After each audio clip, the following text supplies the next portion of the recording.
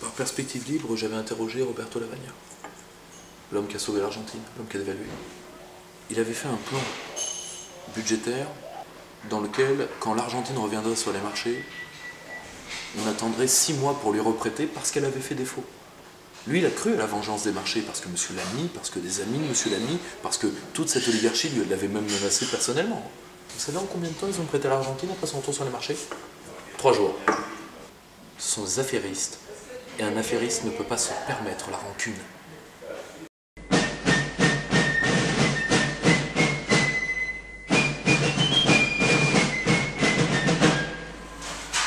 Pierre-Yves Rougeron, bonjour. Bonjour. Pour commencer, je vais vous laisser vous présenter pour les lecteurs ainsi que définir votre action. Alors, je suis président du Cercle Aristote, qui est une association d'éducation populaire. C'est-à-dire qu'on organise une conférence signature par semaine à Paris, qui sont filmées et retransmises pour la majorité. Et nous essayons de faire venir sur écrit des gens de différentes tendances et de différentes spécialités, ce qui fait des conférences assez diverses en matière de thèmes, littérature, philosophie, géopolitique, stratégie et autres. Et cette association, disons, a pris une certaine importance parce qu'une conférence signature, ça fait beaucoup de travail, faire venir quelqu'un toutes les semaines. Et à partir de cette association, on a sorti une revue, la revue Perspective Libre, qui va avoir en mai prochain son 11e numéro. De revue, elle est devenue maison d'édition maintenant, vu que nous sortons des ouvrages. Là, on en sort 4. Pourquoi Marx a-t-il échoué de l'économiste Norman Palma, Vladimir Bonaparte Poutine du philosophe Yannick Jaffray sous-titré Essai sur les fondateurs de République. Le Marteau, qui est un roman initiatique de Jean Rochdy, et Apocalypse du progrès, qui est un ouvrage d'histoire des idées de mon ami Pierre Delacôte. Et disons que je suis connu d'une partie de la blogosphère pour être également l'auteur de l'ouvrage Enquête sur la loi du 3 janvier 1973 par les éditions de Jardin des Livres, qui est revenu sur la fameuse affaire dite de la loi du 3 janvier et qui, en tout cas de l'avis majoritaire, pas de l'avis général, mais de l'avis majoritaire, a un peu clos le débat sur cette affaire-là. Grosso modo, je suis, en tout cas dans l'aspect militant de ma vie, je suis avant tout un dirigeant associatif, un directeur de revue, de maison d'édition et un auteur. Voilà, grosso modo, je fais ce qu'on appelle plutôt du métapolitique. Même si le terme n'est pas très bon. Alors on va parler un peu d'économie et de géopolitique. Dans une récente conférence sur l'impérialisme, vous expliquez que les États-Unis ont atteint l'imperium mundi dans les années 90 et vous précisez qu'ils ne le retrouveront jamais et que d'ailleurs aucun État ne retrouvera jamais cet imperium mundi. Est-ce que vous pouvez nous expliquer pourquoi? Alors, pour une raison qui est simple, qui est propre aux géopolitiques impériales. Si vous voulez, la plupart des empires meurent par une extension trop grande de leur ligne de front par rapport à leur capacité logistique. C'est en partie de ça, je dis bien en partie, parce que Rome est mort de plusieurs choses. Elle est morte d'une crise financière, elle est morte de plusieurs choses. Et elle est morte surtout d'un non-renouvellement militaire. Or, les États-Unis ont été le seul empire indiscuté après la chute de l'Union soviétique. Ils avaient ce que Brzezinski appelle les 4 grands pouvoirs, économiques, militaires, diplomatiques et culturels. Ils les avaient à un stade où personne ne les a eus avant eux. C'est-à-dire qu'à travers la monnaie du monde, qu'est le dollar, ils peuvent orienter le droit mondial. La monnaie, c'est du droit objectivé. L'arme culturelle, je ne vous fais pas un dessin.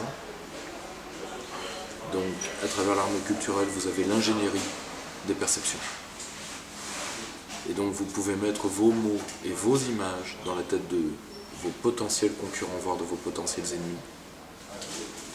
Et quand vous définissez les canons d'une époque, fondamentalement, quand vous faites sentir à l'ensemble du monde qu'il est barbare et qu'il doit vous ressembler pour atteindre un certain niveau de civilité, vous avez gagné d'un certain côté. Moitié du budget militaire mondial et réseau diplomatique le plus dense, appuyé en plus sur la puissance de la langue anglaise. Donc si vous voulez, avec en plus, par la stratégie de conquête par le libre-échange, des classes comprador obéissantes aux quatre coins du monde. Je donne un exemple très simple, le Venezuela avant Hugo Chavez, 95% de la population vivait sous le seuil de pauvreté, 5% de très riches et 3% de très très riches au sein de ces 5%. Totalement pro-américain. Et d'un côté, comme Régis Debray, qui dans ce cas comme dans d'autres a souvent tout dit, la puissance de l'Amérique, c'était qu'on voulait tellement leur ressembler que vous étiez toujours face à eux à deux doigts de trahir. Les Américains peuvent vous faire des Sino-Ricains, des Arabo-Ricains, des Afro-Ricains, comme ils avaient fait Jean Monnet, Franco-Ricains, surtout Ricains d'ailleurs. Mais cette puissance-là, cette puissance coagulante, qui n'est pas propre à tous les empires. Vous avez des empires ethnocentriques, empire germanique. Mais les Américains, parce qu'ils ont défini leur mode de vie en patchwork, c'est-à-dire grosso modo, vous pouvez être américain, un serment au drapeau, la Constitution, vous n'avez même pas besoin nécessairement de comprendre l'anglais ni de le parler, il n'y a pas de culture à apprendre, etc. Vous pouvez devenir américain très rapidement si vous voulez. Et ce faisant, cette facilité de comprendre que l'American Way of Life vous permet d'acquérir, fait de n'importe qui un collabo potentiel. C'est une puissance hors du commun. Même Rome n'a pas connu ça. Pour moi, cette époque-là s'est terminée. Elle s'est terminée beaucoup plus tôt qu'on ne le croit. Elle s'est terminée, à mon avis, quand Evgeny Primakov commence à réformer la Russie. Evgeny Primakov annonce Poutine. Et quand la Russie revient, c'est fini. Et quand la Chine entre dans l'OMC, c'est définitivement fini. Pour le coup. L'Amérique a vu ses quatre pouvoirs trouver leurs limites en même temps à peu de choses près. Elle s'est rendue compte que sa théorie du zéro mort a rendu inopérant l'armée la plus puissante que le monde ait connue. Simple, hein, Mogadiscio. Quand les Américains, pour un seigneur de guerre, perdent, je crois, 2 ou 3 hélicoptères Faucon Noir, plus, je crois, 16 soldats à peine, l'opinion américaine se retourne contre Clinton, alors que celui-ci, pour se venger ses hommes, a balancé 3 bombes au centre de Mogadiscio qui ont tué 6000 personnes. Tout le monde se fout d'ailleurs. Et vous voyez, 16 personnes. Je crois qu'il a perdu entre 16 et 20 soldats. L'opinion ne veut plus. Cette intolérance à la mort fait que n'importe quel outil militaire, ou alors il faut le robotiser entièrement, ce qui est impossible. Vous pouvez utiliser les drones, mais vous ne pouvez pas tout faire aux drones. Les drones, c'est pour la surveillance et les assassinats. Point. La collecte de données et l'élimination ciblée. Et 2 ou 3 utilisations plus techniques. Mais fondamentalement, l'armée américaine est un géant pied d'argile. Ça se voit dans les campagnes ratées que sont l'Irak, l'Afghanistan, c'est une catastrophe. L'Irak, c'est une catastrophe. Citez-moi une guerre depuis la guerre de Corée que les Américains ont gagné. Et ne citez pas Panama, c'est pas une guerre, ça. C'est pas une guerre, c'est une promenade de santé améliorée. C'est comme si vous me disiez que quand Blackwater, à l'époque, l'Académie s'appelait encore Blackwater, je crois, débarque à Haïti, que c'est une victoire militaire. Faut pas déconner, quand même. Faut être sérieux dans la vie.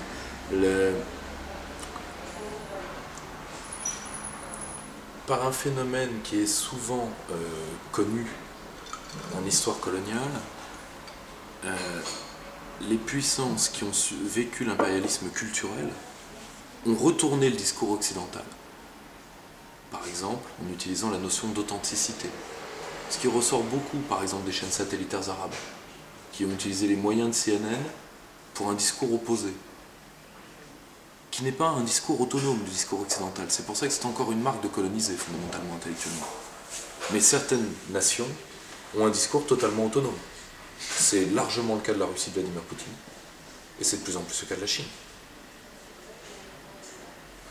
Donc, si vous voulez, et n'oubliez pas qu'en termes d'ingénierie des perceptions, même si c'est à usage purement interne, ce qui produit le plus de films aujourd'hui, c'est pas Hollywood, c'est Bollywood, c'est les hindous, même si pour eux, c'est à titre uniquement interne. Mais l'Occident n'est pas entré dans leur prix. C'est ça le prix. Bon. Et on ne peut pas aller beaucoup plus loin, sauf à utiliser, si vous voulez, l'empire du management, tout ça. On ne peut pas aller beaucoup plus loin en termes d'ingénierie des perceptions sans passer par le contrôle direct. C'est-à-dire par l'utilisation de procédés qui sont beaucoup plus proches de certains mythes militaires comme le lavage de cerveau ou autre. Donc si vous voulez, l'arme hollywoodienne telle qu'elle est actuellement, elle va peut-être se renouveler dans l'avenir. Aujourd'hui, c'est limite.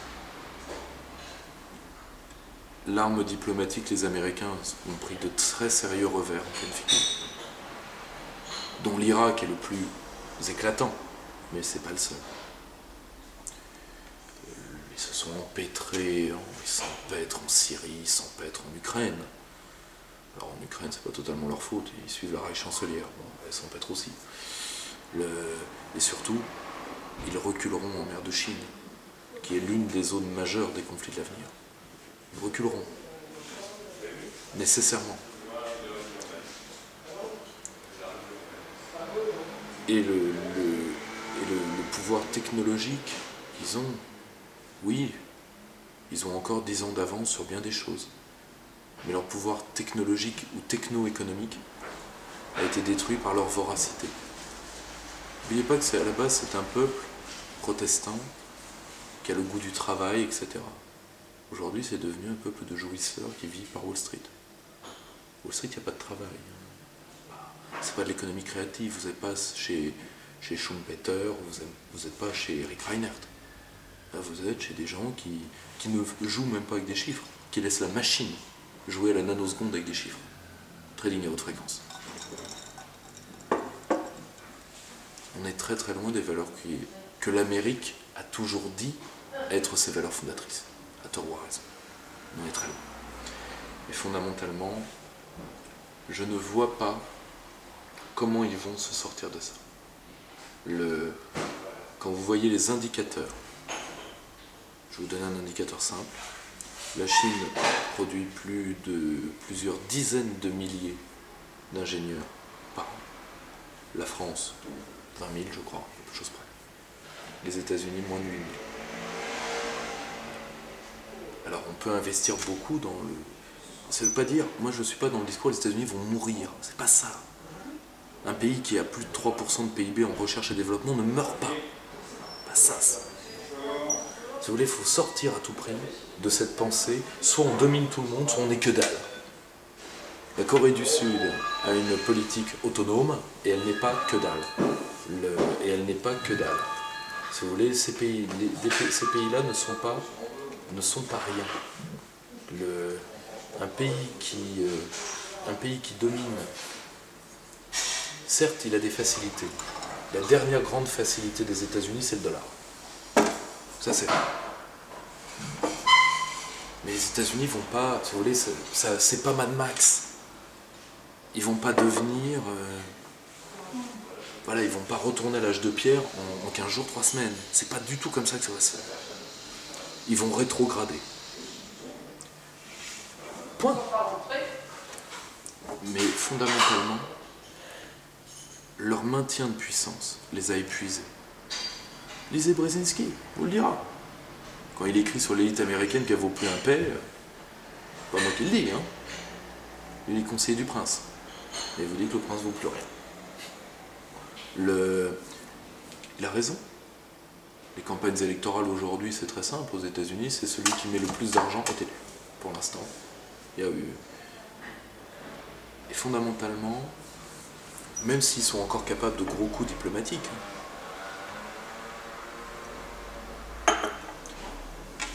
et même s'ils sont encore capables d'avoir une stratégie, surtout face aux États européens qui eux n'ont rien.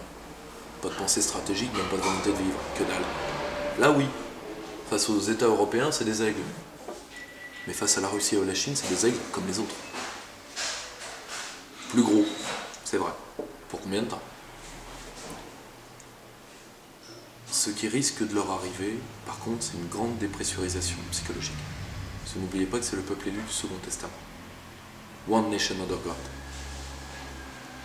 Et ça, tous les petits Américains font un serment à ça tous les matins. Et si Dieu leur avait menti? Je travaille beaucoup sur la notion de destinée manifeste, qui est une notion politique importante aux États-Unis, et sur laquelle il existe quasiment rien en France. Nous, on est des rationalistes. Nous, on est des séculaires. Aux États-Unis, 95% de la population croit en Dieu, 97% de la population ne voterait pas pour un athée. Il faut se mettre ça dans la tête une fois pour toutes. Ce ne sont pas nos cousins d'outre-Atlantique. Nous sommes des peuples différents, sur bien des points. Et surtout, leur puissance était surconsommatrice en énergie. Et pourquoi je dis qu'aucun pays n'atteindra ça? Parce que pour qu'un pays comme la Chine, que chaque Chinois atteigne le niveau de vie de l'Américain moyen, là on est dans l'impossibilité physique à ressources constantes. Peut-être qu'on va découvrir la fusion froide, peut-être que. Fusion froide, matière noire, tout ce que vous voulez. À chiffre constant. Là, pour aujourd'hui, à la date de cet entretien, c'est pas possible. C'est pas possible, et la Chine qui a toujours dit avoir un marché intérieur de 300 millions d'âmes, aujourd'hui on se rend compte que c'est un marché intérieur de 90 millions de personnes, à tout casser. Alors on dit, la Chine va booster son marché intérieur. Oui, ça se décrète pas comme ça, hein, le niveau de vie et de la population. Donc vous ne croyez pas à la montée de la Chine en tant que grande puissance mondiale? Ah si. Le problème n'est pas là. Le problème, c'est qu'elle n'atteindra pas le niveau de vie de l'Américain moyen, c'est tout. Donc on va revenir à un monde multipolaire. À mon avis, je pense que c'est déjà bien acté maintenant. Et ça se joue aux portes de Damas et ça se joue aux portes de Kiev aujourd'hui. Et d'un côté, les Américains sont en train de le comprendre. Il faut lire leur production stratégique. Ceux qui ne le comprennent pas, c'est les Européens. Les Européens ont peur que le chien dominant américain s'en aille. Et ils ont la trouille. Les Américains, ils font des calculs. On a isolé Poutine, ça n'a pas marché. Or, Poutine, en Asie, c'est lui l'occidental d'Asie. Enfin, c'est lui, c'est horrible à dire, mais pour un anglo-saxon pense par le fait racial. Nous, les Français, non. Mais pour un Américain, Poutine, c'est le blanc d'Asie. Qu'on ne méprenne pas ce que je suis en train de dire. Mais c'est vrai. Quelle est la puissance qui ressemble le plus à une puissance occidentale quand vous êtes aux abords de la mer de Chine? C'est la Russie, qu'on le veuille ou pas. Bon. Et une partie des stratèges américains se demandent et si on calmait pas le jeu avec Poutine? Parce qu'ils ont plusieurs diplomaties, au moins 4. Celle du Congrès, celle de la présidence, celle du département d'État, celle du Patagone. Et au sein de ces 4 diplomaties, ils ont des groupes de pression qui sont plutôt sur telle ligne ou telle ligne. Ce qui leur fait une stratégie mouvante avec des buts qui sont toujours les mêmes. Se maintenir à tout prix. Mais ils peuvent évoluer stratégiquement rapidement. Ils ne sont pas idéologues comme le sont les Européens, comme le sont les braves journalistes du Courrier International qui, après avoir fait Poutine en vampire, là, viennent de sortir une couverture à pas piquer des hannetons, vous l'avez en Vito Corleone. Qu'ils essayent avec un dirigeant d'une autre nationalité, ils pourront tomber sous les lois qui limitent la liberté d'expression en France. Ça me fera bien marrer. Parce que Poutine, comme tous les Russes, on a le droit d'en faire ce qu'on veut. Mais fondamentalement, les Américains aujourd'hui savent que s'ils affrontent la Chine, parce qu'aujourd'hui c'est leur obsession stratégique, la Chine 2050, ils ne pourront pas se taper les Russes et les Chinois en même temps. Ils n'en ont plus les moyens, ils le savent très bien. Donc c'est soit l'un, soit l'autre. Quand vous lisez le dernier ouvrage de Brzezinski, qui n'est pas encore traduit, c'est ce qu'il vous dit. On ne peut pas affronter les deux à la fois. Alors la Chine sera puissante, c'est indubitable. Mais elle redeviendra la première puissance parmi d'autres puissances. La Chine, elle est forte par une certaine agressivité, mais elle est surtout, la Chine avant tout est forte par sa taille. Mais avant tout, la Chine est un problème, pas pour nous, mais pour elle, en termes de logistique. Imaginez ne serait-ce que les réseaux d'adduction d'eau dans une ville comme Pékin. C'est au-delà de ce que même Bouygues est capable de construire. C'est pour ça qu'il y a des quartiers qui ne sont pas encore raccordés à l'eau. Vous imaginez, je vous rappelle que 80% du territoire chinois est inhabitable. Des aires de glace au plateau. Ça veut dire que vous avez sur une bande de terre, il y a quelqu'un qui connaît très bien ce monde-là, je vous renvoie à ces vidéos, qui est quelqu'un de très bien, qui s'appelle Hervé Juvin. Je peux vous dire qu'il y a beaucoup de boîtes qui n'envoient plus d'expatriés avec enfants en Chine, de peur d'être traînés en justice par les parents le jour où le gamin aura une maladie pulmonaire. Ce qui arrive de plus en plus aux petits Chinois. D'ailleurs, l'actuel président du PC Central avait une, même si c'est un homme très très mesuré, d'ailleurs il a fait toute sa carrière en le voyant, qu'on le connaît. Il a eu une phrase terrible un jour. Il a dit « si la Chine était morte avant d'être riche ?» Parce que la Chine sera puissante. Mais est-ce qu'elle sera riche? Pas dit. D'un point de vue environnemental et énergétique, pas dit. Voilà. Mais surtout, ce que moi je veux éviter, c'est qu'on nous fasse le coup de l'Europe intégrée contre le péril jaune. La Chine a des volontés agressives en termes de captation de technologie, d'espionnage industriel. Oui. Et alors? L'Allemagne aussi. Les États-Unis aussi. Il n'y a pas de raison de remonter. C'est terminé, capitaine Denry. C'est terminé. Péril jaune, c'est terminé. La multipolarité se repose sur une notion diplomatique qui est très présente dans la pensée hindoue, qui est la notion de tempérance. Il faut prendre les Chinois tels qu'ils sont, avec leurs problèmes. Alors oui, ils en rajoutent du coude, ils sont forts en gueule, ce que vous voulez. Mais ils ne sont pas le premier problème stratégique de la France. Et moi je refuse, comme certains milieux de la défense le veulent, qu'on me fasse le coup, comme on n'ose pas regarder les Américains dans les yeux et comme on n'ose pas regarder les Allemands dans les yeux, de reconstruire une certaine fierté occidentale sur le dos de la Chine. En tout cas, ça sera sans moi. Parce que ça, c'est la dernière escroquerie à la mode. Et concernant la Russie, quel rôle va-t-elle jouer dans les 10 prochaines années? Ça va dépendre ça va dépendre de comment on va mordre la main de Vladimir Poutine. Poutine, alors attention, il ne faut pas se méprendre sur l'eurasisme de Poutine. Parce qu'il y a des gens, Douguine, tout ça. Oui, Douguine, ça existe. Les vieux croyants, ça existe en Russie. Les Eurasiens, ils existent depuis 2 siècles et demi en Russie. Mais pour Poutine, il faut que vous compreniez une chose. Poutine a vu mourir 2 fois la Russie. Il l'a vu mourir en 1991, la chute de l'URSS. Il était attaché militaire en Allemagne à cette époque. Et il a failli être lynché avec tous les membres de l'ambassade du RSS en Allemagne de l'Est. C'est décrit dans ses mémoires. C'est un événement traumatique pour lui. C'est pour ça qu'il veut l'État. Il veut que l'État russe soit fort. C'est un événement traumatique pour lui. Hein, il le dit, il est conseiller militaire de l'ambassade, il appelle les gardes de l'ambassade, personne ne répond. Il appelle l'armée, personne ne répond.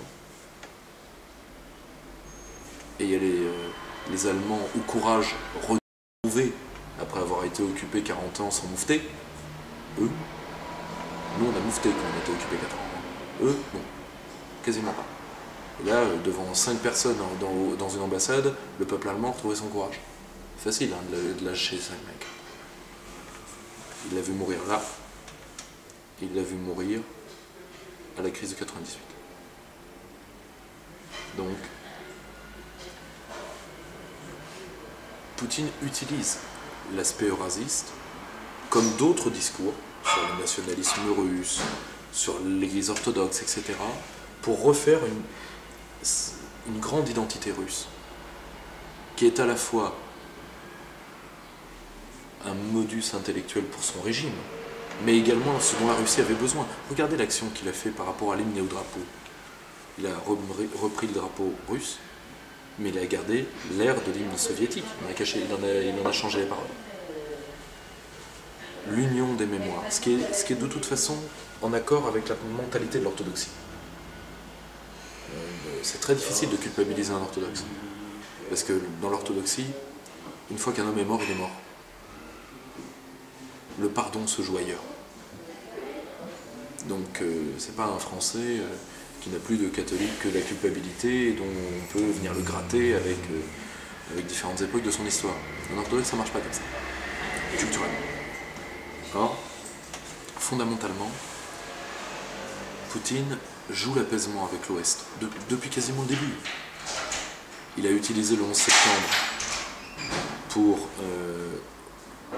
faire une paix blanche par rapport à la guerre contre le terrorisme, car il faut savoir que le terrorisme caucasien et tchétchène était une arme des Turcs, des Anglais, des Américains contre la Russie, ce sur quoi les Américains ont dû se retirer quelque peu, les Turcs et les Anglais jamais.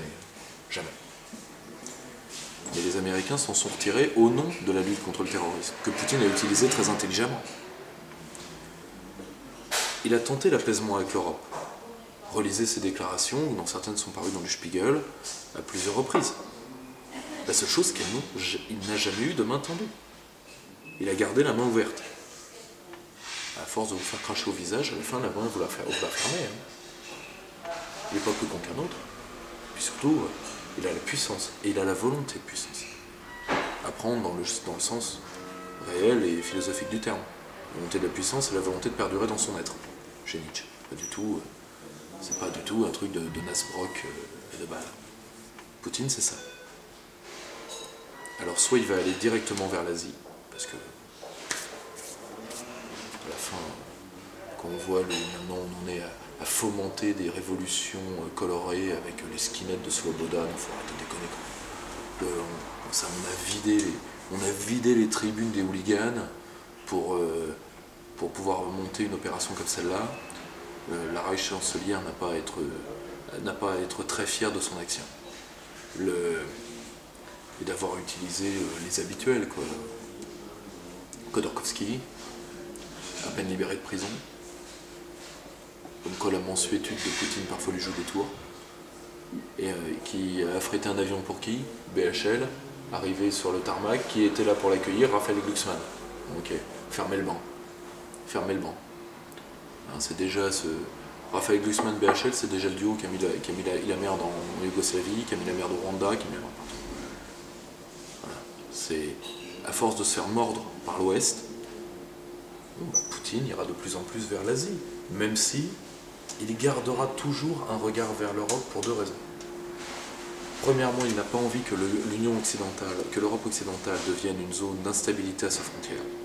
Ce qui, pour beaucoup de stratèges russes, va arriver avec les événements... Ça, faut lire la littérature russe. Pour eux, il y aura des guerres raciales et ethniques dans les pays européens. À tort ou à raison, je vous dis, tel qu'eux le pensent.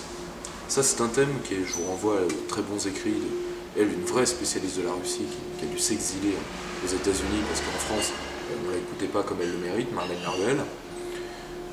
Voilà. Ça, c'est un thème qui est très présent chez les Russes. Et pour eux, ces multiples guerres en Allemagne, en Angleterre, en Italie, en France, vont faire une zone d'instabilité. Donc Poutine regarde ça, premièrement. Deuxièmement, Poutine a peur de la Chine. Comme tout le monde. Pas parce que la Chine est agressive, parce qu'elle est énorme, c'est tout. C'est tout. Rappelez-vous ce mot d'un sultan ottoman quand la Russie était très faible au XIXe siècle. Et on avait demandé au sultan pourquoi, enfin, sultan, je ne me rappelle plus le grade de l'officier, je crois que c'est, enfin, le grade de l'homme, je crois que c'était sultan, mais ça a vérifié. Il dit, mais pourquoi vous n'attaquez pas la Russie? Elle est faible. Il dit, mais parce que son cadavre suffirait à nous tuer. Son cadavre tombant suffirait à nous tuer. Mais la Chine, c'est aussi ça. C'est un pays qui est énorme. Voilà, et la Russie, ne serait-ce que par rapport à la Sibérie et au fleuve Amour, hein, 600 000 Russes d'un côté, 60 millions de Chinois de l'autre, faites le calcul. Voilà, même moins que 600 000 Russes, même moins. Donc, alors qu'il y a au moins 600 millions de Chinois juste au sud du fleuve. Donc ça dépendra comment on va traiter Poutine. C'est à nous d'être intelligents là-dessus, parce que sincèrement, pour avoir lu les textes qu'il a produits, pour avoir vu ce que les Russes ont tenté de mettre en place, on ne peut pas lui demander de faire un pas de plus. C'est à nous peut-être de penser ce que la diplomatie du crachat nous a coûté ces 15 dernières années, plutôt. Quel intérêt aurait la France justement à se tourner vers la Russie? Moi j'y vois 3 intérêts majeurs. Ensuite, parce que je sais ce qui traîne sur ma personne, moi je ne suis pas du tout un russolâtre ou un poutinolâtre. J'ai le droit d'aimer la Russie à titre personnel. Parce que par exemple, j'aime beaucoup les chœurs de l'Armée Rouge, je le dis tout de suite. Voilà, bon, quand à 3 ans vous écoutez les chœurs de l'Armée Rouge, vous n'écouterez jamais Diams. Voilà, j'aime la Russie culturellement. Mais quand je vois que des gens disent, certains ont écrit, une sorte d'agent russe, il faut arrêter de déconner. Moi j'aime la Russie parce que c'est l'intérêt de la France. Point. L'intérêt de la France serait d'adorer la Suisse, et j'adorerais la Suisse. D'ailleurs, j'aime beaucoup la Suisse. Pourquoi c'est l'intérêt de la France, justement? Pour au moins 3 raisons. Premièrement, il faut enserrer l'Allemagne. À tout prix. Parce que la stratégie de revers, bien sûr, typiquement française. Exact. Il faut enserrer l'Allemagne parce que l'Allemagne redécouvre en même temps que l'hiver démographique son agressivité naturelle. Je vous renvoie à un très bon ouvrage, France-Allemagne, la rupture, d'Alain Favaletto, parce qu'il y a beaucoup de gens qui aiment beaucoup l'Allemagne. Il y a de plus en plus de gens qui aiment l'Allemagne au fur et à mesure que les Français parlent moins en moins allemand. Moi j'ai la chance d'avoir des germanistes dans mon équipe. Donc je sais exactement ce que les Allemands écrivent. Et j'invite les gens à s'en méfier. Quelqu'un que d'ailleurs vous avez interrogé, très intéressant là-dessus, Pierre Hillard. L'Allemagne, et c'est la pensée germanique, ne peut pas concevoir la notion d'allié, même temporaire. C'est soumis ou non soumis. Moi j'ai négocié en face des Allemands. Donc on ne vient pas me dire que je les connais pas, je les connais mieux que la plupart des gens dans le camp national qui les aiment. Et qui les aiment pour de mauvaises raisons, en général. Or, premièrement, il y a ça. Deuxièmement, nous avons besoin de jouer la carte eurasienne dans le cadre d'un retour de la diplomatie française, au même titre que d'autres. La carte latine, Italie, Espagne, Amérique latine. Je vous rappelle qu'il y a des pays entiers qui attendent la France depuis des décennies. Quand vous voyez la contribution de la France à la fondation d'un pays comme l'Argentine, comme le Chili, eux ils s'en rappellent, nous moins. Et la carte francophone, et la carte pacifique. Contrairement à l'Allemagne et à toutes les autres puissances, quasiment toutes les autres puissances européennes, nous sommes puissance pacifique. Et le Pacifique, c'est l'avenir. Ensuite, que le vieux continent... Ensuite, la carte européenne, ça ne sert plus à grand-chose de la jouer, vu que quand vous voulez voir l'avenir de l'Europe, vous voyez les courbes démographiques. Point. Alors, nous pouvons nous en sortir si nous nous désarrimons du continent. Pas physiquement. On va prendre ça au premier degré. Mais fondamentalement, tout ce qui est la construction européenne, etc., c'est la construction germano-américaine.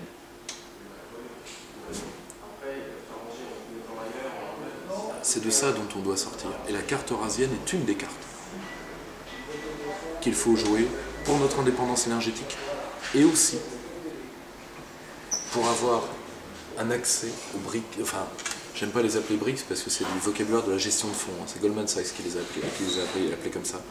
Mais pour avoir accès aux nouveaux émergents. Le grand partenariat technologique de l'Eurasie, c'est entre la Russie et l'Inde. Nous, on a un mal fou à négocier avec les Indes, comme beaucoup de gens. Parce que c'est un peuple, c'est pas un peuple fermé, mais c'est un peuple qui a une très grande confiance entre soi. La Russie peut nous aider là-dessus, comme nous pouvons les aider en Afrique, où pour le coup, les Russes sont très maladroits. Très très maladroits. Il faut qu'on retourne dans l'Eurasie pour pouvoir retourner dans le Pacifique à terme. Ça, c'est la deuxième grande raison. Troisième grande raison, c'est ne serait-ce que pour que la chute relative, comme je vous l'ai dit, des Américains, se fasse dans la douceur. Il faut avoir d'autres piliers de puissance. Ça ne veut pas dire qu'il faut rompre l'axe atlantique d'un coup. Déjà, ça ne se fera pas. Alors moi, je veux bien qu'on soit anti-américain au dernier degré. Moi, la réalité de la construction européenne, je l'ai écrit sous mon nom avec ma gueule. Donc, ça m'a valu suffisamment d'emmerde.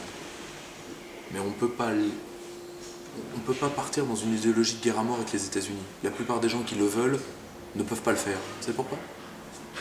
Parce qu'ils boivent un coca de temps en temps, parce qu'ils vont au McDo de temps en temps, et parce que quand ils vont voir des films, ils vont pas que voir Amélie Poulain. Faut pas déconner. Bon, bien. Alors la guerre à mort, ça se vit tous les jours.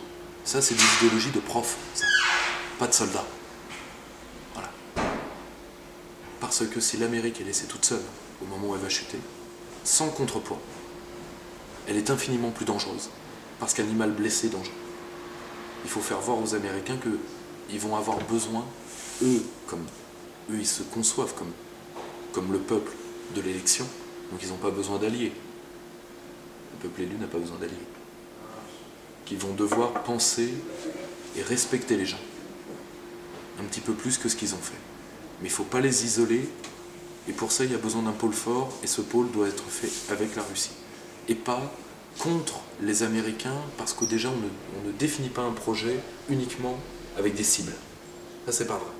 Il faut un contenu positif dans les choses. Et je pense que c'est le meilleur moyen de retrouver une société interétatique, pacifiée. Une sorte de Westphalie planétaire, si vous voulez. Je pense que c'est ces trois grandes raisons-là, et d'un côté parce que c'est le projet de Poutine. Il est westphalien fondamentalement, ou néo-gaulliste si vous voulez. Terme d'ailleurs très utilisé par son si séduisant patron du complexe militaro-industriel, enfin représentant à titre gouvernemental, qui est Dmitri Rogozin. Ya russki gaulliste. Avec mon accent russe pas frais, je vous l'accorde. Alors si on va se centrer un peu sur la France, selon la thèse d'Éric Zemmour qu'il a pu développer dans Mélancolie française, la France s'est construite sur la volonté de redevenir la nouvelle Rome. Et selon François Asselineau, par exemple, la France a toujours été un contre-empire. Où est-ce que vous vous situez par rapport à ça? Le problème, c'est que les deux ont raison, mais on ne parle pas des mêmes années. C'est tout. On ne parle pas des mêmes temps. Je vais vous donner un exemple. Si vous voulez, la France, comme anti-empire, c'est une réécriture tout à fait respectable et qui a des parts de vérité, particulièrement au moment où la monarchie française est en pleine possession de ses moyens. C'est une relecture bainvillienne de l'histoire de France. Moi, Bainville, ça fait partie de mon panthéon, donc ça me va. La seule chose, c'est que quand le royaume de France s'est constitué, la dignité qui est en jeu en Europe à ce moment-là, tout le Moyen-Âge rêve de l'idée d'empire parce que Rome est tombée. Et la dignité impériale, chacun essaye de la prendre pour justifier sa domination du continent. L'empereur germanique, le pape. Et le roi de France comprend très tôt qu'il n'aura pas la dignité impériale occidentale. N'oubliez pas que l'Empire romain se scinde, que la partie occidentale tombe dans les années 480 et quelques, je crois. La partie orientale ne tombera qu'à la prise de Constantinople par les Turcs. Or, à ce moment-là, on se bat à coup de quoi? À coup de droit romain. Or, le droit romain, c'est le droit de quoi? C'est le droit de la République romaine, c'est vrai. Mais c'est également le droit de l'Empire romain, tout simplement. Donc, on se bat à coup de droit romain pour justifier l'indépendance du roi de France par rapport à la couronne germanique et par rapport au pape. Et donc, les légistes royaux vont dégager la doctrine de la souveraineté, qui trouvera son couronnement au moment des guerres de religion avec le camp des politiques et Jean Bodin. Mais très tôt, on va dire que le roi de France est empereur en son royaume.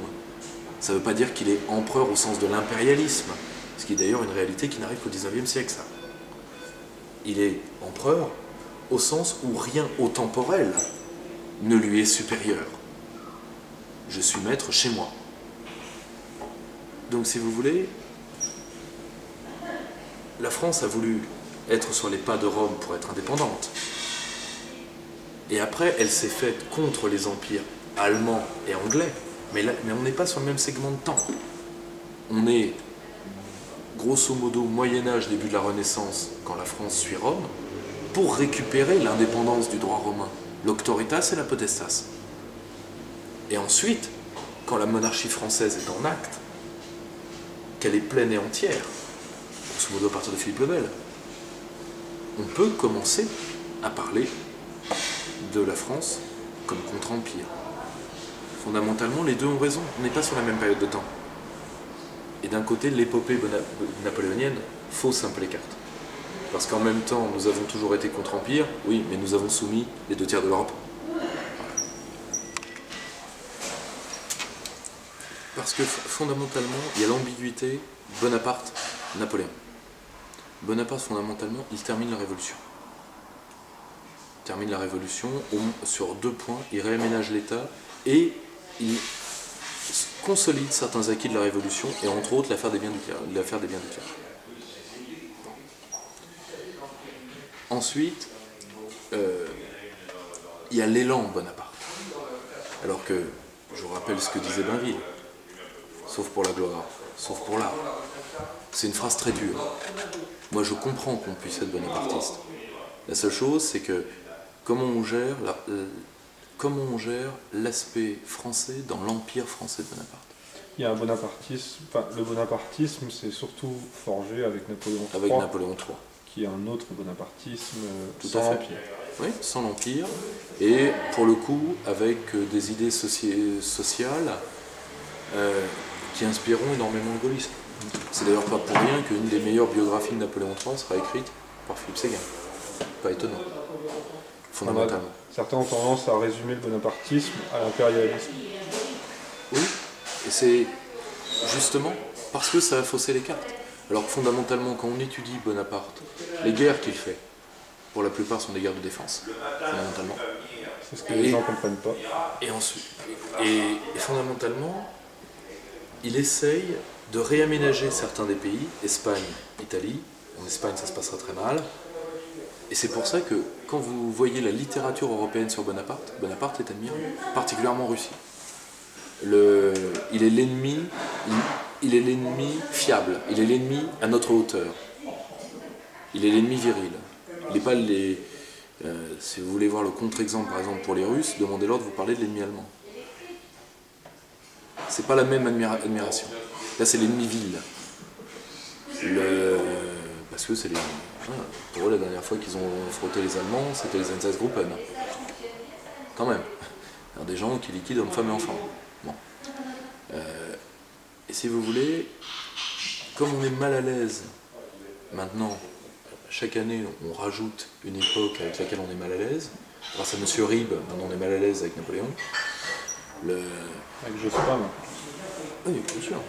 Un jour il faudra comprendre que ces gens-là ne sont ni historiens ni de vrais politiques, et on aura fait un grand pas en avant. Et fondamentalement, on se dit, et Bonaparte, par rapport à tout ça, ce grand débat, France-Empire, France non-Empire. En réalité, si vous voulez, Bonaparte, lui, n'est pas du tout dans le fait de refaire Rome. Mais il est, lui, dans une optique stratégique, c'est pour ça qu'il va en Russie, ce qui est sa plus grande erreur, de glacis protecteur, parce que Bonaparte a longtemps attendu le fait que les couronnes européennes acceptent le legs de la Révolution française. Et tant que ces legs n'étaient pas acceptés, il est allé d'avant en avant pour se constituer un glacis stratégique.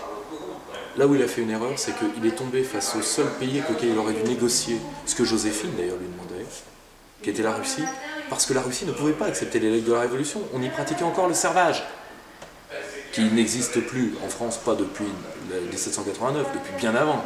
Il n'y avait plus de servage. Il n'y avait plus de servage effectif depuis longtemps en France. Pour l'Empire russe, c'était la mort de l'accepter. Napoléon ne l'a pas compris. Mais fondamentalement, la période napoléonienne, comme c'est un empire de défense, vous me direz, tous les empires débutent par la défense, Rome aussi. Mais Rome, à un moment, quand vous avez conquis des territoires énormes, vous vous posez la question. Le seul empire par construction de l'époque moderne, c'est l'Empire américain et l'Empire britannique. Mis des pièces. Et fondamentalement, les deux, empires de défense ou empires d'offensive, se terminent aussi mal l'un que l'autre, fondamentalement. Et on peut dire que tous les empires se terminent mal, quelque part. Bah, ils se terminent mal pour une raison qui est simple, c'est que vous devez maintenir, comme vous n'avez pas de frontières, vous avez un limesque, une ligne de guerre. Donc vous devez maintenir l'offensive. Et ça, c'est pas possible. Aucun peuple ne tient ça. Et surtout, quand les conquêtes coloniales font que vous avez une classe comprador impériale, ce qui a terminé Rome. Mais Rome, il y avait moins de 10% de Romains dans les légions à la fin de l'Empire. Bon, ok. Rideau. Quand les grandes familles romaines disent que « Ah non, on va pas sacrifier notre fils aîné », bon, ok, c'est terminé. C'est fini. Quand il n'y a plus de consentement à mourir, ça ne sert plus à rien de faire d'empire. Les Américains sont en train de l'apprendre très douloureusement, ça. Donc, si vous voulez, l'ère napoléonienne, fondamentalement, parce qu'elle est biface, Napoléon, Napoléon III, Bonaparte, Napoléon, c'est avant tout un incident d'histoire dû à la période extrêmement troublée qui l'a précédée, qui est la période révolutionnaire. Et c'est pour ça qu'on ne peut pas juger l'histoire de France à partir de l'homme bonapartiste. On ne peut pas. Enfin, bonapartiste au sens de Napoléon Ier. C'est pas un incident de l'histoire, si vous voulez. C'est juste, c'est un homme qui a terminé des temps troublés par une grande politique, peut-être trop grande par rapport au temps qui était le sien, parce que c'était déjà plus le temps des grandes guerres de conquête, fondamentalement. On va parler un peu d'économie maintenant. Je vais poser une question simple. Quelles conséquences aurait pour la France une sortie de l'euro? Alors, comme nous on a fait une conférence assez lourde là-dessus par mon ami Xavier Dupré sur la sortie de l'euro, et qu'il y a les documents, particulièrement le document Sapir-Murer sur qui a la grande note sur la sortie de l'euro, on va essayer d'être rapide. Bon, théoriquement, on pourrait, en cas de sortie coordonnée de l'euro, ce serait relativement indolent pour l'économie française. Mais ça n'aura pas lieu. Parce que les Américains ont trop besoin de l'euro pour le faire, et les Allemands ont trop besoin de l'euro. Donc ça se passera mal. Mais ça, c'est pas grave. Parce que c'est soit... Voilà, c'est très simple, vous êtes sur un bateau. Vous avez le choix, ou dans un avion, vous avez le choix entre des turbulences et un crash. Vous prenez quoi? Vous prenez les turbulences, je comprends. Vous avez le choix entre ça tangue un peu, vous avez le mal de mer, et un naufrage. Vous prenez le mal de mer, on est d'accord? Bon, la sortie de l'euro, c'est ça. On va un peu tanguer, il va falloir redéfinir en 3 parties, c'est-à-dire constitution de fonds souverains, nationalisation de la dette, dévaluation. Il va falloir faire 3 pôles qui vont être très rapides, ce sera une affaire d'heure. Mais pour 90% des Français, croyez-moi, ça sera un dollar. À l'échelle internationale, ça va être boum. Ouais. Là, on va changer de paradigme parce qu'on sera en totale hétérodoxie. Là, ça va être drôle pour le coup. Là, il va y avoir de la vie. Parce que, ou alors, on reste dans l'Union Européenne, et là, c'est la mort. Ça, c'est sûr. Pour tout le monde. Même pour l'Allemagne, quoi qu'elle en pense. Ce sera la mort pour tout le monde. Alors, entre la mort certaine et l'aventure, une aventure qui, de toute façon, parce qu'il y aura dévaluation, ne peut pas mal se finir. On va tanguer. La France a été envahie une dizaine de fois, démembrée au moins 3 fois. On a déjà tangué de manière beaucoup plus lourde dans notre histoire, ça va. Le principal argument des gens qui pensent que la sortie de l'euro serait une catastrophe tourne autour de la dette. Ouais, voilà. Il lui arriverait quoi, la dette, pour ces gens-là? La dette, elle est en contrat de droit français, d'accord, pour la majorité. Donc, pour ces... Or, ils n'ont pas le droit d'exiger, ça c'est le droit international qui le dit, un créancier ne peut pas exiger le type de monnaie dans lequel il entend être payé. Donc, ils seront payés en francs, et soit ils seront payés avec du retard, soit ils seront payés, je parle des créanciers internationaux, hein. Les créanciers français, on va les gérer à la japonaise, il n'y a pas de problème. Les créanciers internationaux, c'est soit ils ont leur contrat de dette en droit français, sauf une part légère qui, elle, faudra statuer dessus. Ceux qui sont dans des droits autres que le droit français, faudra statuer dessus. Mais si vous m'accordez 2 minutes, on va faire une petite leçon d'histoire, parce que ça, je trouve l'argument totalement malhonnête. Malhonnête pour 3 raisons. Premièrement, un État n'a pas... Vous ne pouvez... Une démocratie, contrairement à ce que croit M. Raffarin, appartient à ses citoyens. Elle n'appartient pas à ses créanciers. Ce que M. Raffarin avait osé dire au micro de M. Apathy, le grand intellectuel devant l'Éternel. Mais Je vous rappelle que l'intendant aux finances de Louis XV disait « La France fait faillite une fois par génération pour se mettre au pair ». C'est un changement d'époque. Hein. Et ça vient de la Révolution française. Ça fait partie d'un des mauvais legs, parce qu'il y en a des bons, contrairement à ce qu'on croit, de 1789. Fondamentalement, un État peut répudier sa dette. Pourquoi? Parce que la dette d'État, c'est rentable. Et il n'y a pas de raison que ça le soit à tous les coups. De temps en temps, une dette, ça doit être risqué. C'est drôle d'ailleurs. Tous ces gens qui vous parlent de risques, le smicard devrait prendre des risques avec son SMIC, ou sont au-dessous du SMIC, pour Monsieur Lamy, socialiste, encore heureux. C'est drôle, tous ces gens-là sont obsédés par le risque, ils n'investissent que dans la valeur la plus sûre, qui est la dette étatique. Faites ce que je dis, hein. Faites ce que je dis. Ça, c'est malhonnête. Premièrement. Deuxièmement, la dette, il va falloir la renationaliser parce que l'euro, c'est l'internationalisation de la dette. Parce que l'euro va avec la financiarisation, et la financiarisation, c'est l'internationalisation des dettes mondiales. Bon, bien, la fin de l'euro, c'est le début de la définanciarisation de l'économie, oui. Parce que, je suis navré de le dire, on évalue un projet de société en termes collectifs, pas en termes individuels. Or, le projet de financiarisation du monde, je suis désolé, pour la majorité des gens, ça a été rentable? Vous êtes sûr de ça? Bon. Dernier point. Par Perspective Libre, j'avais interrogé Roberto Lavagna, l'homme qui a sauvé l'Argentine, l'homme qui a dévalué. Il avait fait un plan budgétaire dans lequel, quand l'Argentine reviendrait sur les marchés, on attendrait 6 mois pour lui reprêter parce qu'elle avait fait défaut. Lui, il a cru à la vengeance des marchés parce que M. Lamy, parce que des amis de M. Lamy, parce que toute cette oligarchie lui l'avait même menacé personnellement. Et il a dit, bon, pendant 6 mois, ils ne vont pas nous prêter. Vous savez en combien de temps ils ont prêté à l'Argentine après son retour sur les marchés? 3 jours. Ce sont ils veulent faire de l'argent, il faut comprendre ça. Ce sont des affairistes. Et un affairiste ne peut pas se permettre la rancune. C'est tout. Ils sont forts en gueule. Mais s'ils menacent des puissances souveraines, oui, avec l'arme médique. Parce qu'à un moment, si on veut revenir à l'archaïque de la fonction politique, qui est la signification de la mort, on peut y jouer aussi, à ça. Alors nous sommes des gens polis, ils ont intérêt à le rester aussi, et ils le resteront, croyez-moi. Tous les pays qui ont fait défaut, la grande vengeance des marchés, trouvez-moi un point où elle ait eu lieu. Et l'Argentine en ce moment n'est pas un point comme ça, parce que les fonds vautours qui emmerdent l'Argentine pour 15 milliards à peu près, à peine. Derrière eux, il y a l'État américain. S'il n'y avait pas l'État américain, ce serait coucou-panier. Voilà. Voilà ce que c'est la puissance de ces gens-là. Tigres de papier, avant tout. Concernant le système économique français, est-ce qu'on vit dans un système ultra-libéral, comme le clame Marine Le Pen, ou dans un système socialiste, comme l'avancent les libéraux? Alors, si vous voulez,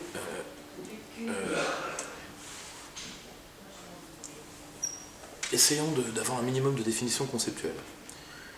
Le socialisme, c'est la part de l'économie qui est donc, porte facilement ouverte, socialisée, c'est-à-dire qui est accessible à tous. Cette part-là, elle se réduit en France. Bon. Elle se réduit depuis 40 ans. Le service public s'effondre. Alors, les libéraux vous diront, oui, mais il y a la pression fiscale. D'accord. Venons-y à la pression fiscale. La pression fiscale en France, elle n'est pas due à l'État. Les dépenses de l'État s'effondrent depuis des années. Les dépenses des collectivités territoriales augmentent. Vous savez pourquoi? Par clientélisme. Or, les libéraux ont toujours voulu la décentralisation pour recréer des seigneurs féodaux. Pourquoi ils se plaignent? Ils ont ce qu'ils ont voulu. Le problème, c'est que les seigneurs féodaux, c'est dépensiers. Bah oui, parce qu'avant, il y avait la tutelle administrative du préfet, qui disait non, monsieur Fraîche, non, on ne va pas donner 2 millions d'euros à l'agence de communication dans laquelle travaille votre femme pour tester auprès des gens une campagne de publicité pour débaptiser la région Languedoc-Roussillon pour en faire Septimanie. Vous vous rappelez de cette affaire-là? Septimanie? Je crois entre 1 et 2 millions. Avant la décentralisation, le préfet aurait pu dire « Nine, terminé ». On n'a plus le droit. Contrôle, plus d'opportunités, mais de légalité. Les actes étaient légaux, tendancieux mais légaux. Donc 2 millions de jetés par la fenêtre. Ça, c'est tous les jours, la gabegie. D'accord? Les libéraux ont voulu ça. Ils l'ont voulu ça. Bon. Or, l'ultralibéralisme, vous voulez, l'ultralibéralisme, lui, ça dépend quelle définition vous donnez aux choses. Parce que l'ultralibéralisme, c'est plusieurs projets de société, c'est pas qu'un seul. Voyez celui qui a fait les meilleures études là-dessus, qui est certainement Serge Audier, néolibéralisme paru chez Grasset. Le courant néolibéral et ultralibéral, c'est plusieurs dizaines de chapelles qui entre elles se détestent. Celles qui ont gagné sont celles qui ont commué leur haine de l'État par une reprogrammation de l'État. Je m'explique. Les ultralibéraux qui veulent que l'État gendarme, que l'État maigrisse et disparaisse, voire même qu'il n'existe plus du tout, comme les Randiens. Ces gens-là sont de doux illuminés, parce qu'eux-mêmes ne pourraient pas vivre dans le monde qu'ils veulent. Il y en a beaucoup dans le 16e arrondissement. Très bien. Retirons les forces de police pendant 3 semaines du 16e arrondissement et donnons la nouvelle aux banlieues. Qu'il n'y a plus de flics du tout dans le 16e arrondissement et qu'il n'y a plus de police, qu'il n'y a plus d'État. Ils tiennent combien de temps? Ils tiennent pas les 3 semaines, je vous le dis tout de suite. C'est des quartiers qui tournent au pillage. Très vite. Donc, si vous voulez, ces écoles radicales-là, randiennes et autres, sont de doux illuminés, sont les libertariens. Les autres pensent que l'État peut être reprogrammé pour faire advenir la société de marché. Ça a bien marché au Japon ou en Corée. Et c'est dans l'élite française. Ils ne veulent pas déréguler, ils veulent faire une régulation alternative. Ils ne sont pas cons. Vous savez pourquoi? Parce que... Est-ce que l'image de l'État chez Hobbes vous dit quelque chose? Vous savez, un grand monarque avec des milliers d'hommes dans son ventre. C'est une peinture. Et c'est marqué au-dessus de lui, nulle force au monde ne peut s'opposer à lui. Le Léviathan. Or, le seul moyen de détruire le bouclier le plus solide du monde, c'est de lui lancer la flèche la plus solide du monde. Et le seul moyen de tuer l'État, c'est pas de l'extérieur, comme l'ont cru les anarchistes, ou certains anarcho-capitalistes. C'est de le tuer de l'intérieur. C'est-à-dire parce que l'État, c'est des millions d'hommes et de femmes qui bossent dans le même sens tous les jours. C'est une force inarrêtable. Mais si vous retournez cette force-là contre lui, vous le tuez. C'est ce que l'Union européenne a fait. Et c'est ces libéraux-là qui ont gagné. Les démocrates chrétiens, les Deloriens, les ultras n'ont pas gagné.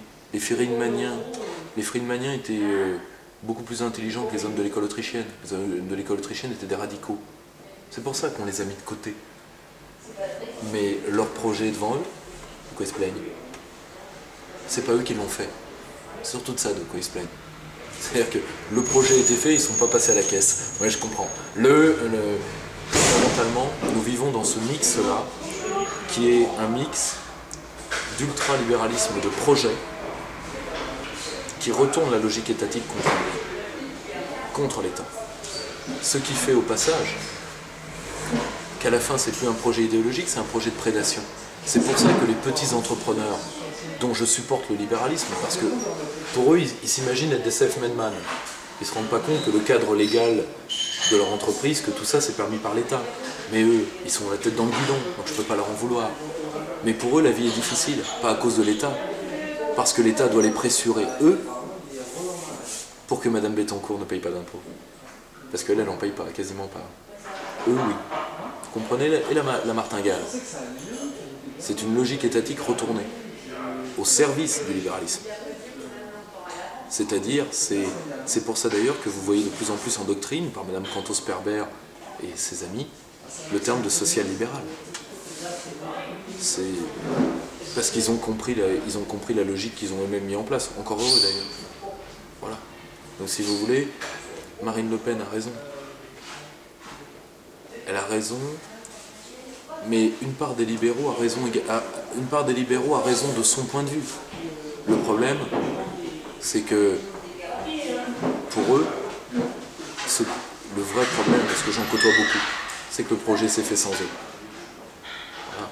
Et qu'ils se sont fait doubler par des démocrates chrétiens qui pour eux étaient des mous. Le problème, c'est que les mous, d'un point de vue darwinien, sont redoutables. Parce qu'ils sont nombreux et organisée. Voilà. Ce qui est trop radical est insignifiant. C'est ce que beaucoup de libéraux français ont appris par la construction européenne. Elle a fait ce qu'eux voulaient, mais sans eux. C'est triste. Rueff a été le premier cocu de cette affaire-là. Remarquez, ça lui fera les pieds, il avait qu'à pas trahir de l'autre.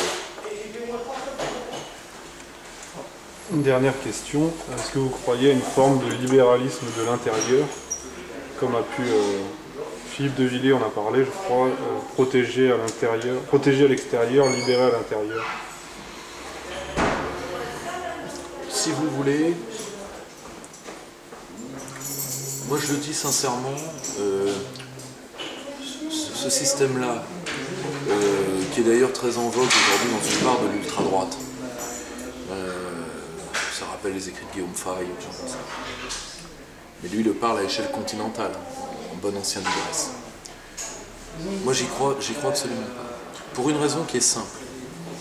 Philippe de Villiers, ce qui est drôle d'ailleurs, et ça se voit aussi, la vacuité des conseils qu'il avait, est quelqu'un qui voulait être libéral-conservateur.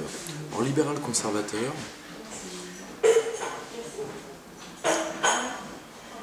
ça existe dans des pays qui ont une vraie tradition de conservatisme. Et pour moi, vu que un des plus grands experts du conservatisme américain est un de mes amis, le philosophe Paul Gottfried, je suis assez en accord avec lui pour vous dire que ça n'existe qu'en Angleterre. Quand vous êtes libéral-conservateur ou libéral-conservateur et catholique, il y a beaucoup d'intellectuels qui essayent de faire des mix en France. Vous finirez soit catholique, soit conservateur, soit libéral. Parce que ce sont des logiques. Si vous êtes quelqu'un de cohérent avec vous-même, après si vous revendiquez, ce que quelqu'un que j'aime beaucoup, elle l'a fait lors d'une de mes conférences, Chantal Delson, elle a dit mais moi je revendique de ne pas suivre le principe de non-contradiction. Très bien. Là vous faites une idiosyncrasie individuelle, qui sont passionnantes pour l'historien des idées que je suis. Passionnantes. Regardez Isaiah Berlin.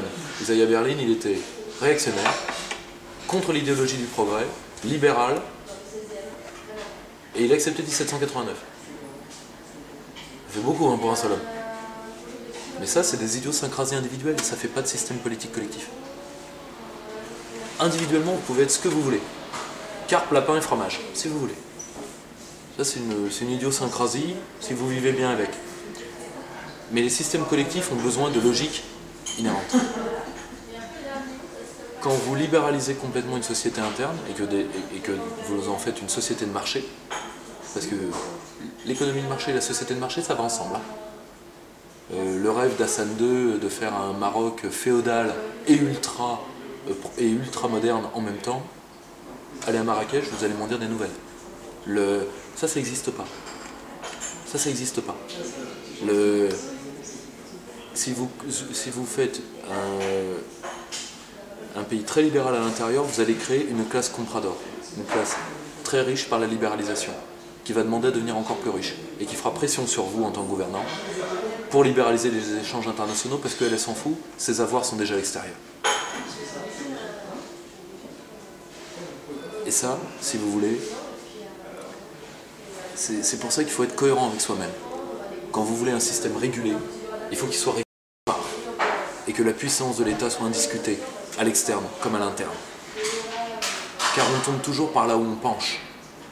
Je peux vous dire, il y a un libéralisme qui peut tenir pour la France.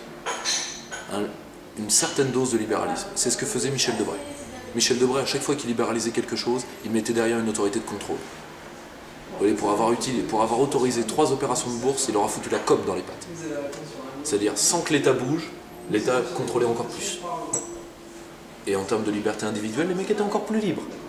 Mais ils étaient encore plus libres d'aller dans le bon sens. Ou alors ils étaient encore plus libres d'en prendre une. Et ça, si vous voulez, dans la mentalité française, je pense que c'est le meilleur système. Parce que je ne crois pas au greffe institutionnel. Il y a des systèmes de greffe et il y a des systèmes de rejet institutionnel. On ne peut pas dire, oui, on va faire ça parce qu'en Suède on le fait, au Japon on le fait, au Mozambique on le fait, dans un bled paumé autour de La Paz, on le fait. Non. Un système institutionnel doit être cohérent avec lui-même et cohérent avec la pensée du peuple auquel vous le mettez, sur lequel vous le mettez. Sinon, vous faites des plans d'ajustement structurel de type FMI, C'est-à-dire, il y a un problème en Inde, injustement structurel, il y a un problème sur la Lune, injustement structurel, le même. Et ça ne marche pas, ça fait des programmes électoraux. Oui, comme disait Charles Pasqua, les promesses n'engagent que ceux qui écoutent. Est-ce que vous pouvez finir avec un mot rapide, un mot d'espoir pour la France?